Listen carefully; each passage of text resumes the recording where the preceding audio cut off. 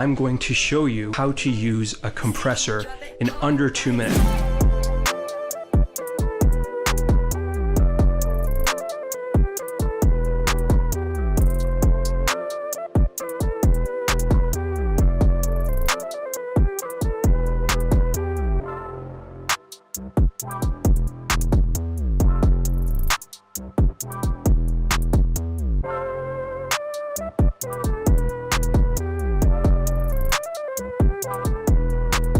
In today's video, I'm going to show you the simplest and easiest way to use a compressor. The one thing that I think most producers struggle with is how to use a compressor. So in this video, I'm going to show you how to use that in the simplest and most brilliant way that I've been taught in school. But before we get into this video, please leave a thumbs up, subscribe if you haven't already, and go follow me on Twitter and Instagram, where I post a ton of great tips, tricks, and other great content.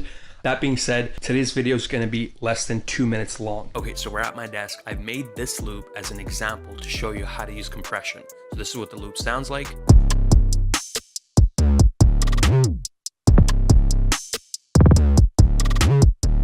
Dope. Okay, so I'm going to put 2 minutes on the clock and we're going to get started.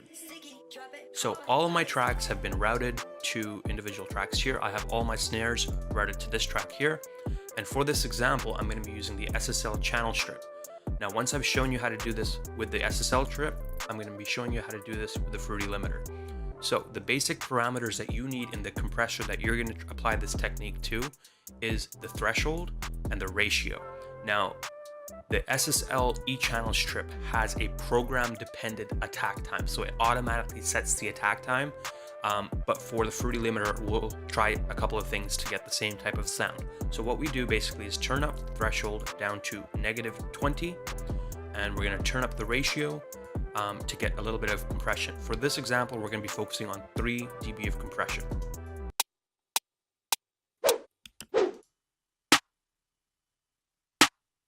There.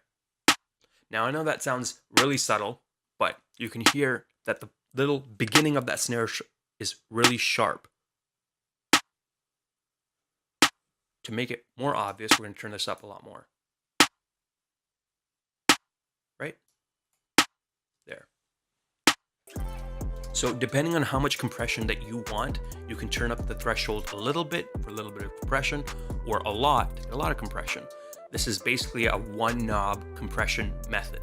So that being said, let's show you how to do this with the Fruity limiter. So we're going to go into the compression section of this. We're going to turn down the threshold to as low as it'll go. We'll set the attack time to, let's say, 15 milliseconds. So no compression should be happening right now. We're going to slowly bring it up. There. All right. That's all it is. That's basically how you do it. And we'll do a quick A and B back and forth with and without this method so you guys can see what it sounds like. Okay, so this is what it sounds like without any compression.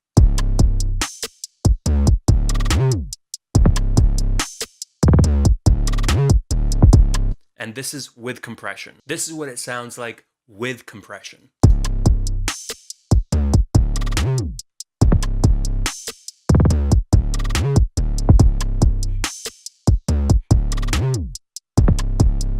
Awesome. So that is how to use a compressor in under 2 minutes. Step 1, add a compressor to your track of choice. Step 2, turn the threshold down to as low as it'll go. Step 3, turn up the ratio. The more you turn it up, the more compression you'll get.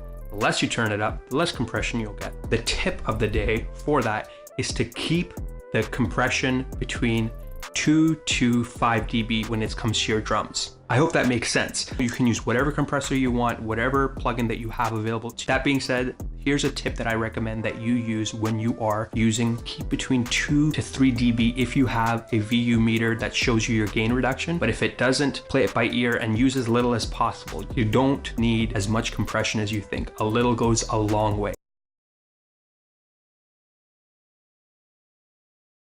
That is it for this video. I hope you guys enjoyed it. Thank you so much for supporting. Thank you for commenting. That is all for this video. I hope you guys enjoyed it. Yeah, I actually did that really quickly. 2 minutes. Wow. Okay, I'll see you guys in the next one.